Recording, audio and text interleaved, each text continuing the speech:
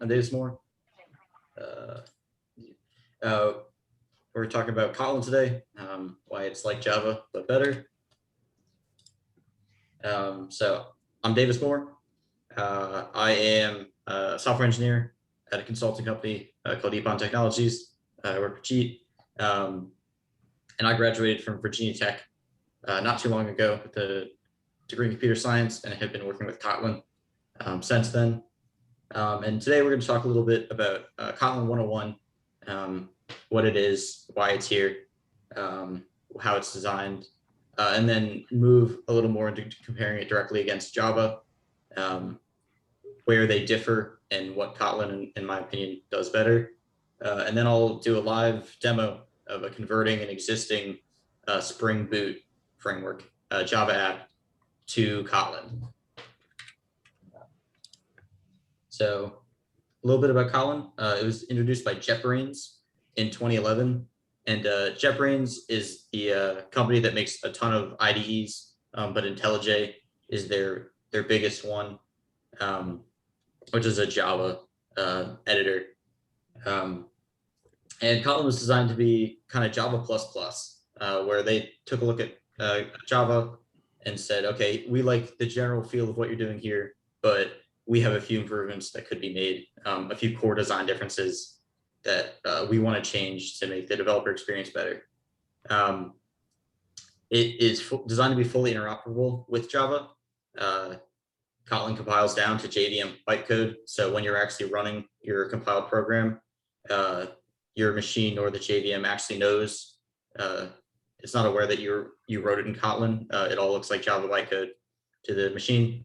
And this is fairly recently. In 2018, Google adopted Kotlin as their official Android development language. Android had been on Java for years and years, and they made the cutover, and Kotlin is the first class language for developing Android apps in now. So what differentiates Kotlin from Java? The biggest one that gets brought up first, Paul was talking about earlier, is null safety, where Kotlin does not allow for null pointer exceptions as long as you're only running Kotlin code. And when you're working with big apps, that's not always true, because there's like there's a Java library in there somewhere, but in the code you write, you can be assured that you will not have a null pointer. And that's because it enforces null safety at compile time.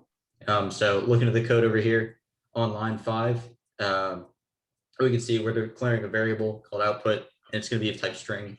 For those familiar with Java, you also may notice this variable declaration is a little different than Java. It actually looks quite a bit like TypeScript, if you ever use that. But the key thing here in the declaration is you can either declare a variable as a var, var, or a val. You can see that's on line 10. And a var works like a normal variable that you're completely used to in Java, but then a val is immutable. You can never change the reference to this value or to this variable. And that forces you to think even more about what should be changing, what's the state of my program, and it helps enforce safety. And so moving back to line 5 and 6, we've declared our variable output as a string, and it's a non-nullable string. So trying to write line 6, where we declare to be null, would throw a compilation error, because if you want something to be nullable, you have to use the question mark you can see on line 10, where line 10 is totally legal. You can assign the name to null because we're saying it's nullable. But now that we've introduced nulls in the mix, we need to do null checks. Before you're allowed to use a variable, you have to check it. So on line 11, we're attempting to check the length of the name before we check whether it's null. And so line 14 gets around that, where Kotlin's introduced the question mark after a variable that will automatically null check. And so line 14 and line 16 through 19 are equivalent. They're doing the exact same thing. And so this is the biggest difference between Kotlin and Java. is this whole system of null types and enforcing nulls that forces you to write your code a little differently. Moving on to data classes. This is something that is also introduced into Kotlin. And these effectively allow you to declare POJOs, or plain old Java objects, in one line, where you declare something as a data class, and then you have the all of the fields that you want to own it, and it will automatically generate getters, setters, and then some other default functions for you with this one line of code. And these are a huge time saver if you have big classes that are basically just holding data. It saves hundreds of line classes to go down to a much more reasonable size. Davis, I'm a little upset you're not calling this a POCO. Yeah, I don't think that we need to, every acronym with Java, we don't need to have a POCO and a KVM, even though that's still the JVM. I'm just going to still refer to everything as Java, even if it's not quite. Okay, basically what you're saying is Java's still a little bit better than Kotlin. Oh, I wouldn't go that far. No, hold your horses. You need to keep paying attention to the rest of this, and I'll change your mind. All right. This is one of my favorite features in Kotlin, class extensions, which allow you to write member functions of classes outside of that class definition, which is super powerful if you're ever working with library types. So if you're importing some classes from a library, then you don't have control over that library. This allows you to install some additional logic onto that class without having to modify the class files. So right here, we have written a class extension for the mutable list type, which is basically an array list. Kotlin has different primitives and default classes. And the mutable list is effectively an array list in Java. And we have put the swap function onto the mutable list. And it does what it says. It'll swap two variables. But you can now use this as if it were you can use the swap function as if it were a member function of the mutable list.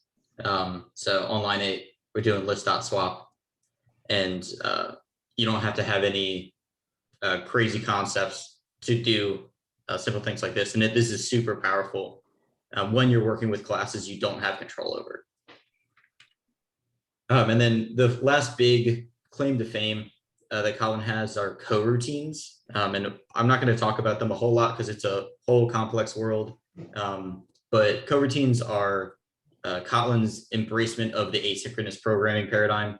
If you're doing stuff that you can run asynchronously, you need to run on different threads.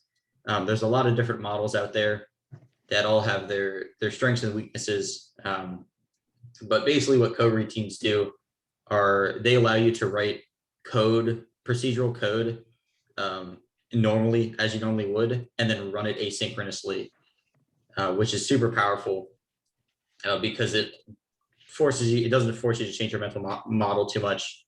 Callback hell is severely reduced with this paradigm. It all goes really well. So in this basic example we're looking at here, we first launch a new coroutine that is going to delay for 1 second and then print world. And then we're going to continue on the thread. We're going to run that coroutine on a separate thread. And then we'll print hello and then wait 2 seconds. And then while we're in that middle of that wait, our first thread will finish its delay, print world, and then the main thread will then close execution.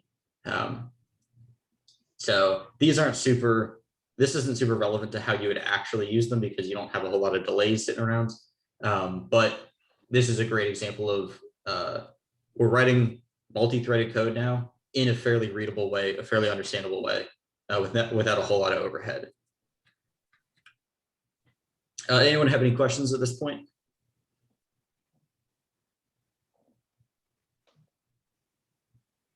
Cool. I can go on into talk about what I actually find useful in Kotlin. Some of my favorite features that I use a lot. So safe calls and Elvis operators are part of the null safety feature, and Elvis operators are just the greatest name operator of all time. You can see him down here on line 8. It's the little question mark and then the colon. They're named as such because it kind of, if you turn your head right and squint, it kind of looks like Elvis and his hair tuft. It's also, I'm blanking on the real name, but that's the canonical name for them in Kotlin. Other languages have this concept and refer to them as other things.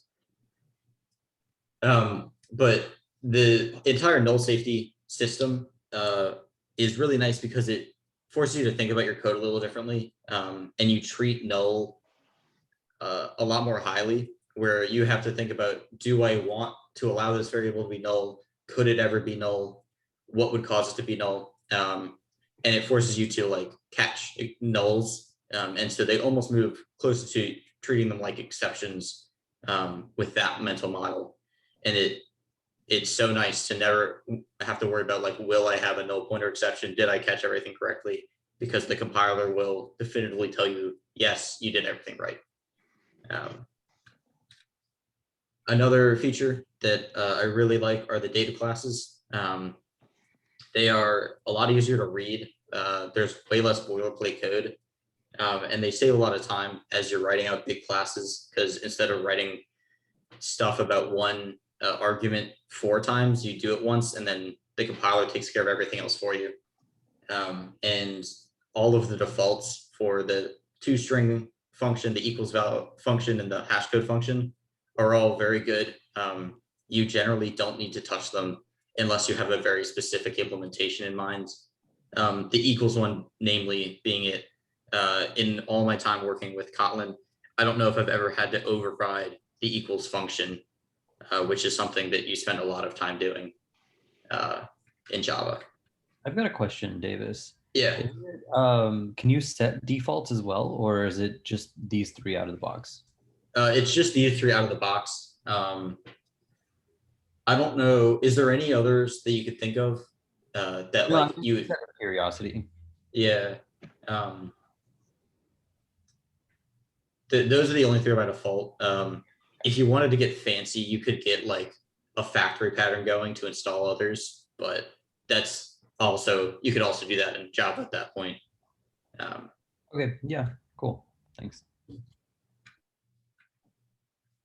And then a special shout out to raw strings.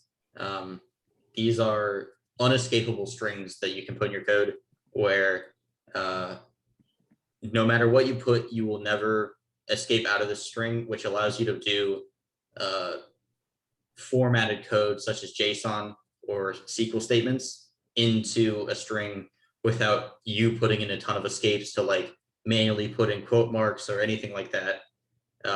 These are a lifesaver, especially when it comes to testing. If you're dealing with a lot of JSON objects, you make your code a whole lot more readable.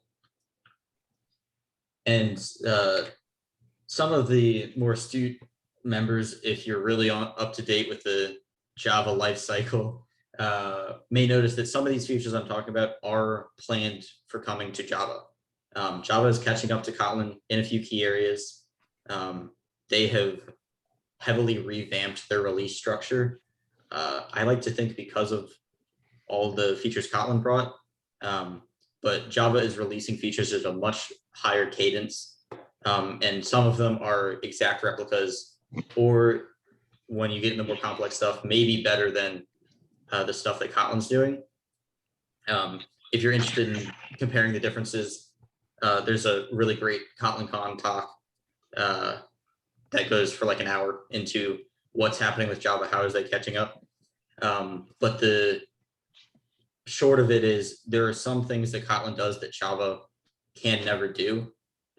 Because of backwards compatibility, Java's never going to make stuff. They're never going to deprecate existing functions to or existing core functionality to make stuff better. And so some syntactical features will come to Java, and others, null safety being among them, will never be introduced. And Kotlin will always have that edge.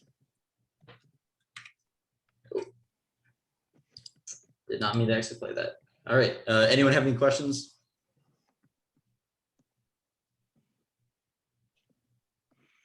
Cool. So we can go ahead and start doing my demo. I'll convert a Java app over to Kotlin, and maybe we can see why it's better. If you were following along at home, I have a GitHub repo with all this code in it, and you're welcome to join. But if you wanted to just swing away, start converting your own Java app, IntelliJ makes it really easy to do this. You can introduce a Kotlin file into your project, and it will automatically import all of the Kotlin required dependencies for you, and you can just kind of forget it. I can exit out of this now, and let me bring up my IntelliJ window. All right, so we've got a pretty basic app going here. There's not too much going on in this app. It's a basic person service that manages a list of people. So it's got an API. You can hit it at 3 endpoints. You can query it ping. It'll just spawn back. You can do a GET request to get a list of all of the people the service knows about. And then you can do a POST request to add a person to the service. And there's nothing fancy going on with the people management. It's a simple array list. If you wanted to make it more complex, this would actually probably be linked to a database or something. But for the sake of keeping this simple, we will keep it as just a singular person, or as a singular array list of people. And then we also have a very basic Java class that has all of the attributes, first name, last name, and age, some sugar for annotating a JSON object, and then getters and setters, and a toString. Let's see if I can get this pulled up.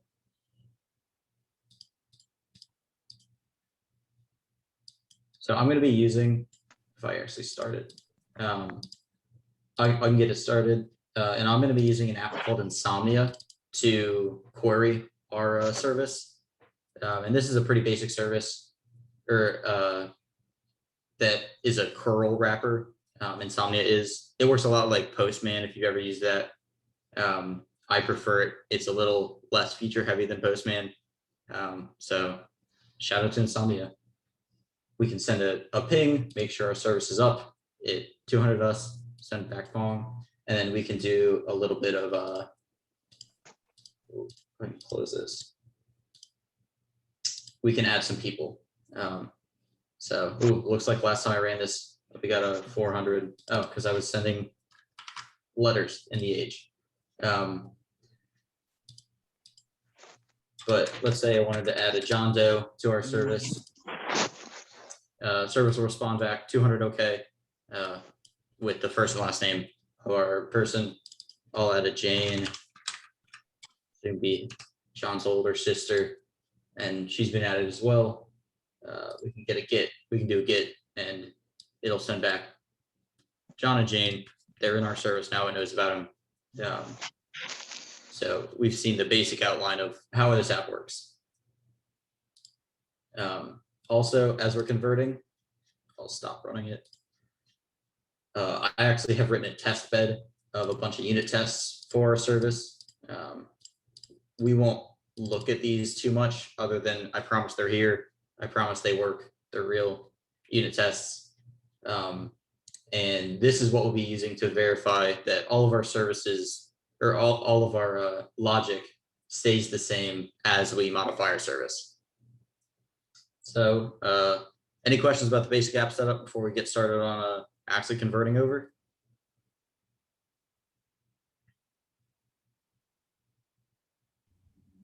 No, I think you're all good to go. All right. So we'll go ahead and start with the person. We've got a person, Pojo, and we can convert it to a Poco, like Cheek wants to call him. And I'm going to get a little tricky here because I'm going to keep our old files where I'm going to rename the existing class to a Java person.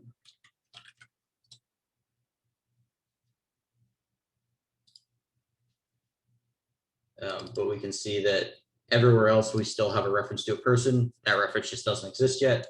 It will as soon as we add a new Kotlin class. It'll be a data class called person. And so this is a data class, Sapojo, and so all we need to do is hold some data. If I pull the old Java person over to the right here, so we can kind of copy off what we were doing, make sure we're replicating it.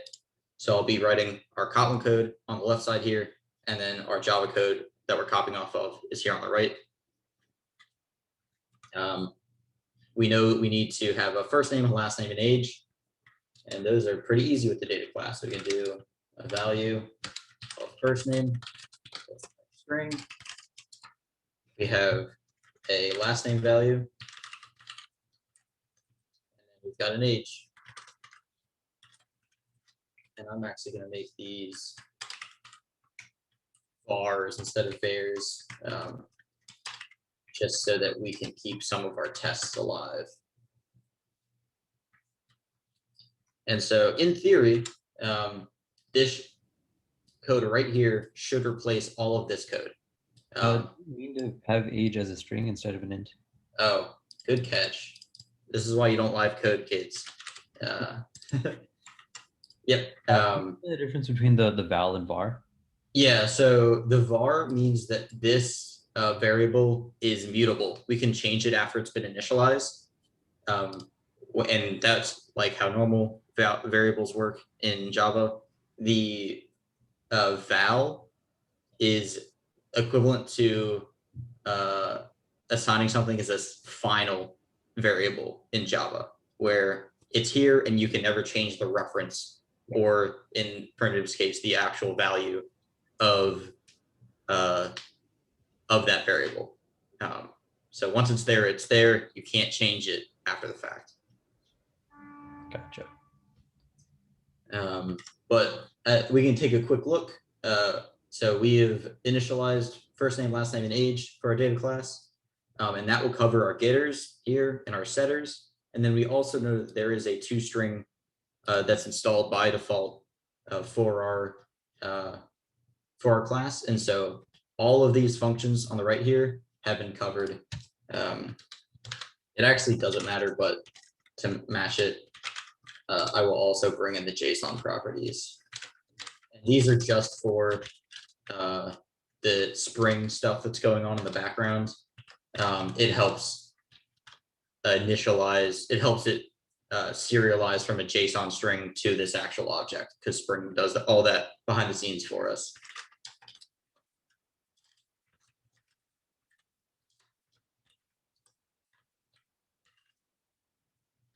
All right. So yeah, in theory, we're good to go. We have just replaced Java person with our new Kotlin person class. I'm going to go ahead and run all of our tests again, and we'll see how those turn out. Okay, it loaded everything.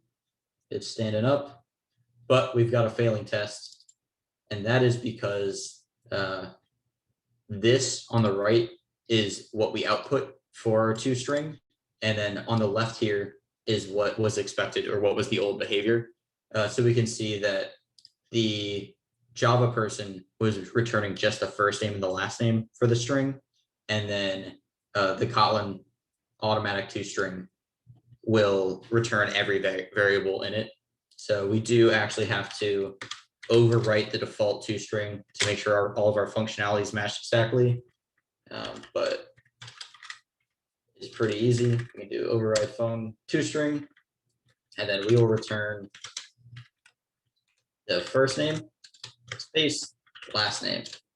And so I can show off another feature. I planned this of Kotlin, and this is tokenization in strings. The $ is a special symbol that you can use to load variables straight into your strings.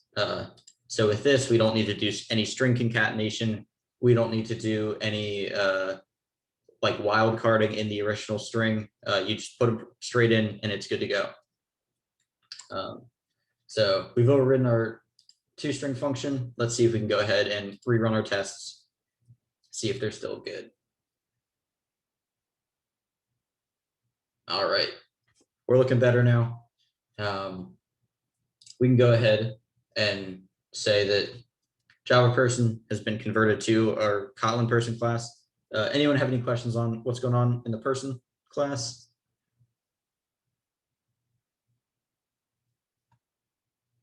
All right. Close those out. Let's say we move on to the service, the person service, and we can convert this now from Java to Kotlin. So I'm going to do my same shenanigans. You wouldn't actually have to do this at home, but it's nice because I can show off what we went from and what we went to. We'll rename this to Java person service.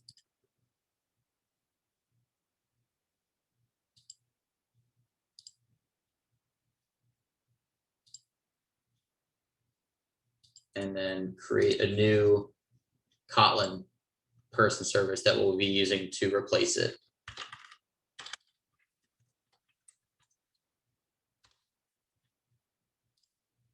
And I'll do the same thing over here. I'm going to pull the Java person service over on the right window, and then I'll work in the left window to replace it. And you'll also notice we're not declaring our Kotlin classes as public. In Kotlin, public is inferred, and then private. You can still declare a class as private, but you have to actually declare a class private.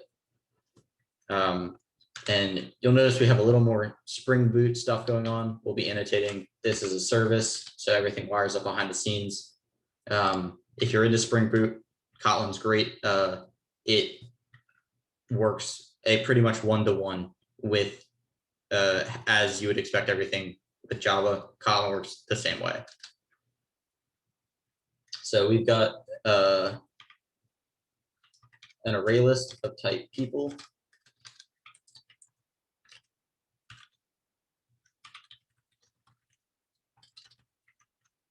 Here.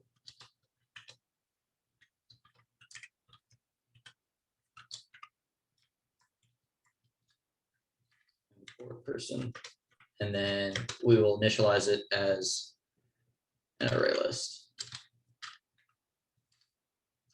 And so that takes care of this one, and then also the constructor. Constructors are implied in Kotlin, and so we don't need to write a constructor. And then our getter for get people is already there. We don't need to do that, but we do still need to write the functionality for our add person code because that's not a default. And so we can do. I have a question real quick. Yes. Your array list, is that a generic array list, or is that the notation for like a normal one? This one here. Yeah, you've got your array list in brackets and then a person, array list of a person. Yeah, so this is array list is it accepts generic types. And then this is how we tell it. This is an So array list of people. Okay. It is a little confusing because the typing and the declaration are all swapped up in Kotlin. Where because I may be lying here, but I believe this would also be valid. No, that's not valid. But yeah, if I want to be more explicit, I can do it this way too. And then IntelliJ will yell at me saying that's not necessary. But yeah, there's nothing special going on here. This is a standard Kotlin array list that accepts generics.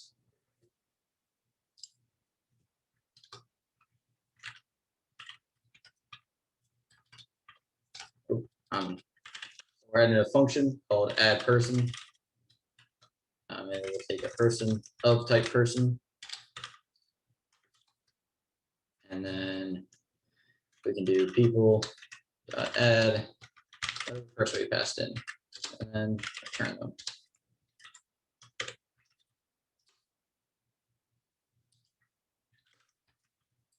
So let's walk through this because, yeah, this is all kind of topsy-turvy in terms of what's declared where. So we're declaring a function. It's public by default, called add person. Ooh, do that.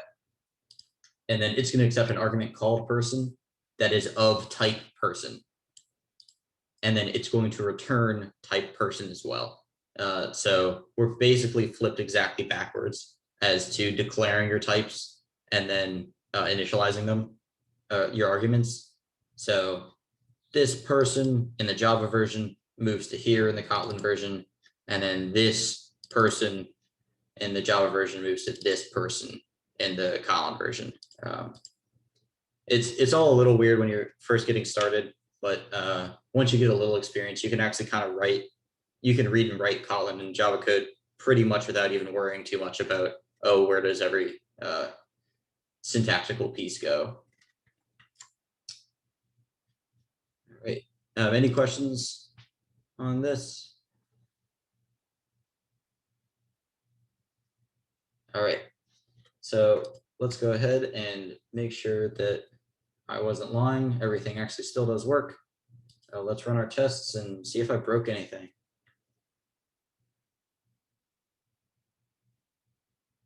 All right. So this is good to go. On the right, we have our old Java person service that we had. And then we've replaced all of that functionality with our new Kotlin service here. So saved a few lines, is maybe a little more readable, but the person class conversion is definitely more impressive. And then we've got one more to do. We can convert the controller, which is here. Close these out. And so this is our Java controller class, has 3 API endpoints, and then we'll replace all of these with Kotlin ones. And there's like half Spring annotation and then half actual Java code, and the annotations are all going to remain identical in the Kotlin version. So we'll go ahead and rename this. Same tricky stuff, same stuff you wouldn't actually need to do unless you're doing a demo, to Java person controller. Let's go away. And then also same tricky stuff that you wouldn't actually need to do.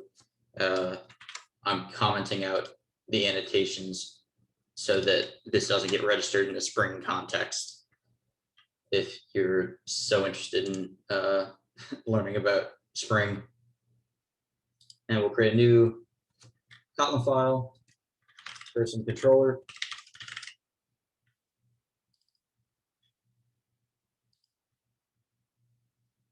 And same deal as before. We've got our Java class on the right, and then we'll write our Kotlin class on the left. So we'll pretty much go top to bottom.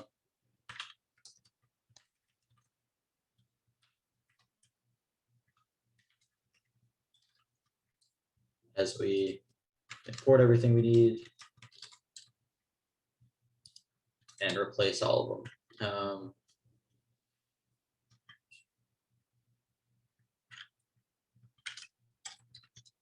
We'll get our person service loaded in so we can use it.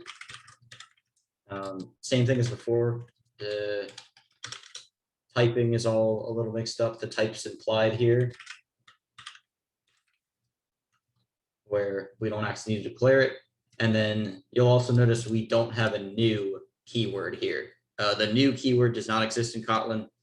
All the paradigms are pretty well set up at this point, where you know if you're calling a function with a capital first letter, it's going to be a constructor, and so the new is not needed.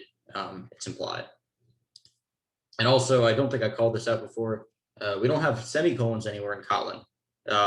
They actually do exist when your code's being compiled. They're intelligently added. So semicolons are optional.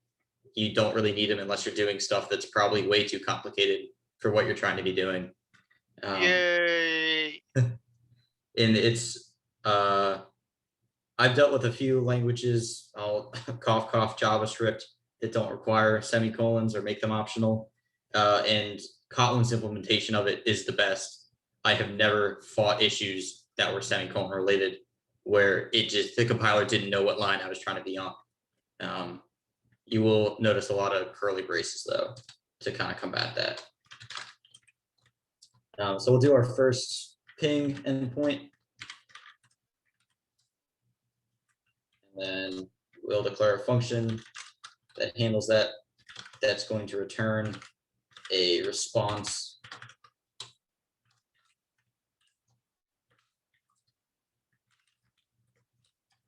Don't need the new. I tried to copy too quick.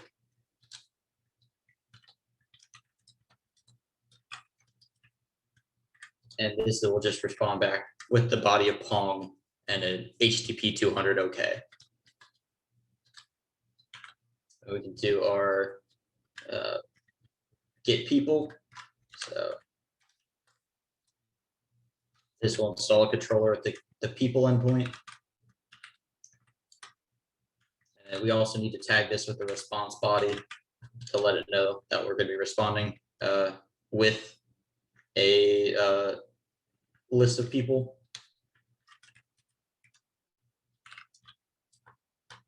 I'm copying again.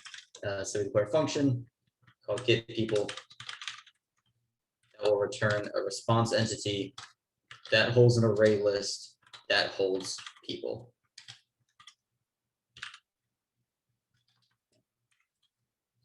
I should have picked a better word that doesn't change when it's plural. And then we'll return the response entity holding the result of the get people function in person service.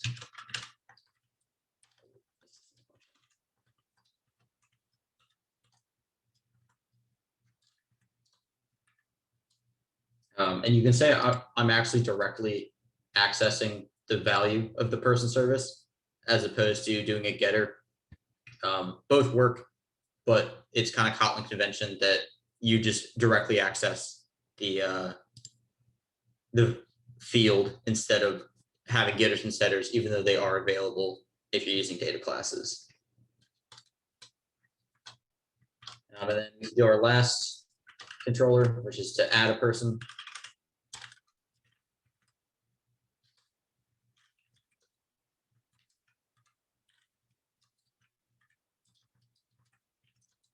So add person, which will accept request body.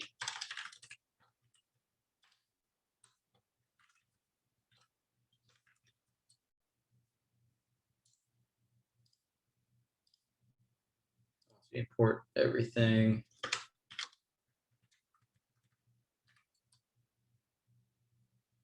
So it accepts a person as the request body, and then we'll return response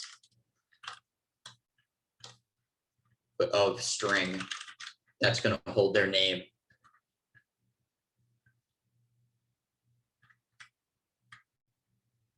So once we're in here, because what's going to happen here is we'll actually send a request as a JSON object, and that's going to be serialized into a person. We need to, get the spinny wheel. We need to have this be in a try-catch loop because there could be serialization exceptions. What happens if someone passes an invalid object? We need to capture that. So we get to do a try-catch. This works functionally the same as Java. There's 0 changes to how try-catches work.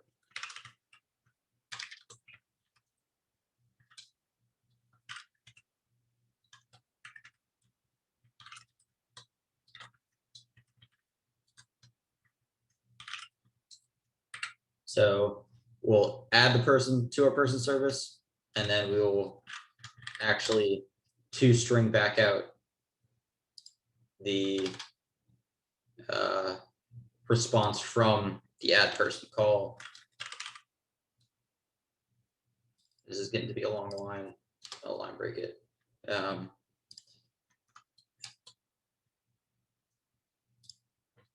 So we will attempt to add the person we got into our person service and then respond back with the string value of that person we added, and then it's okay. And then if for whatever reason we catch an exception, name of the serialization errors, but who knows, crazy stuff happens all the time. We'll return with a 500 response entity, or actually, I think we said 400. Yeah, bad request, saying that wasn't a valid person object.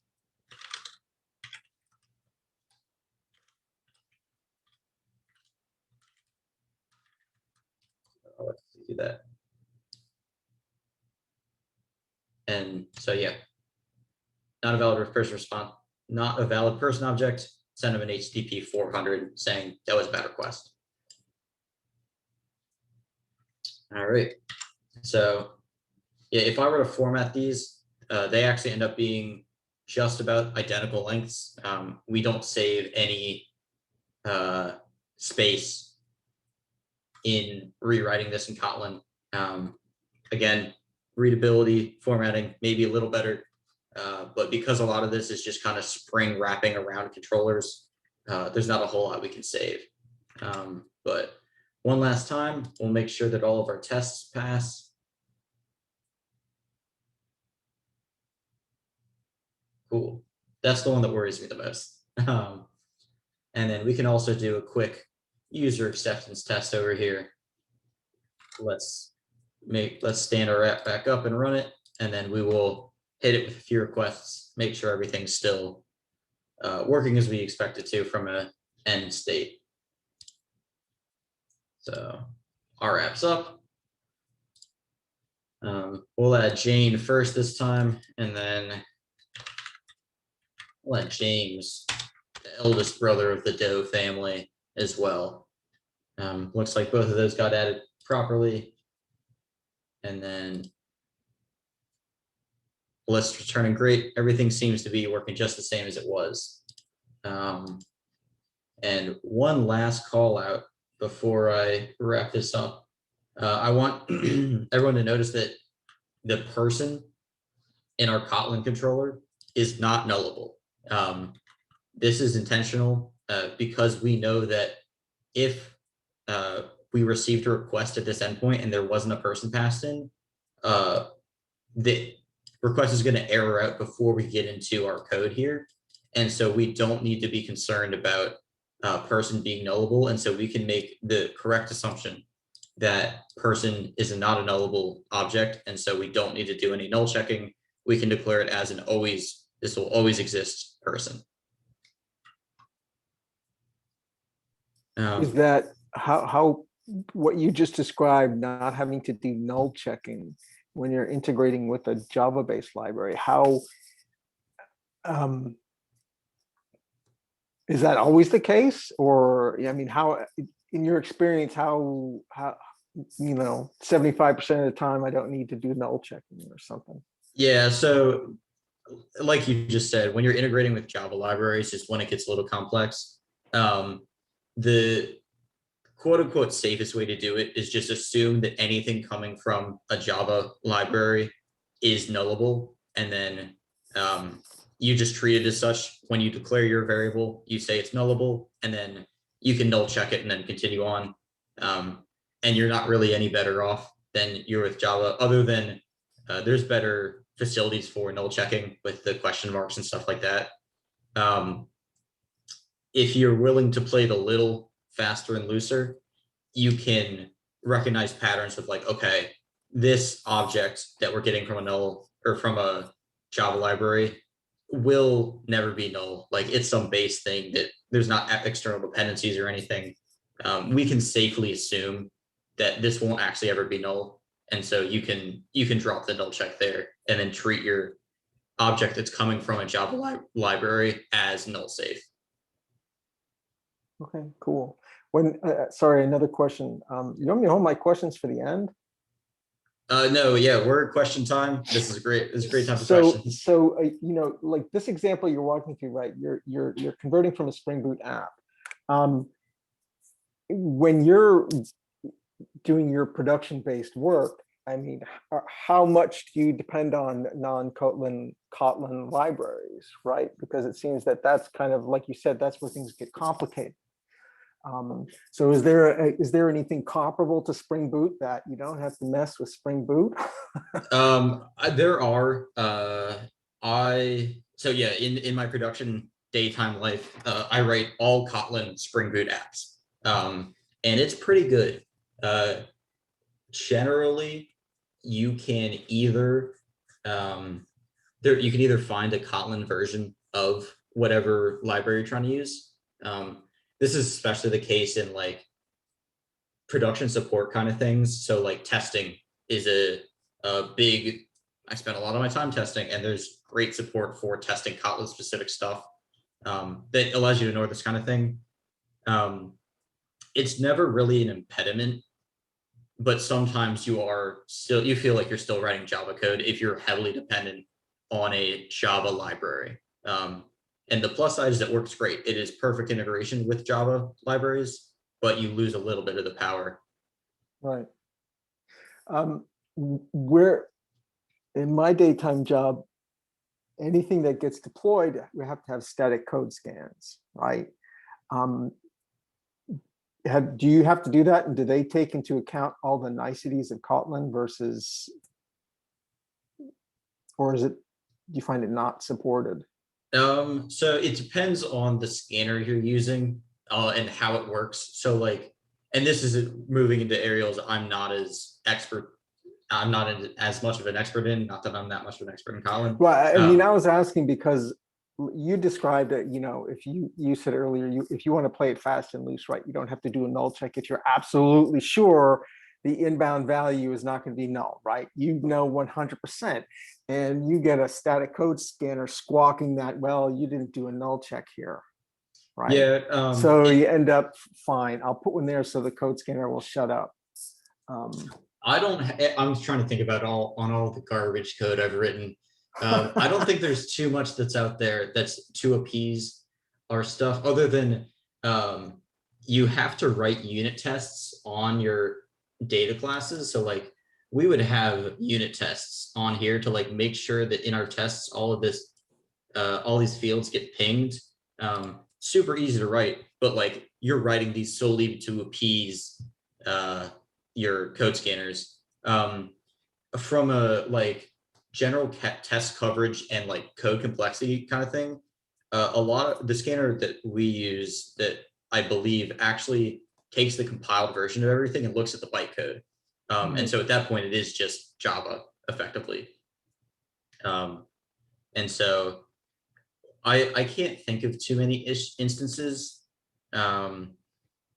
where there have been issues, but there are, if your scanner was like built for Java initially, there would probably be a few issues that could arise depending on how smart the scanner is. Right. Okay, cool. Thanks. Any other questions?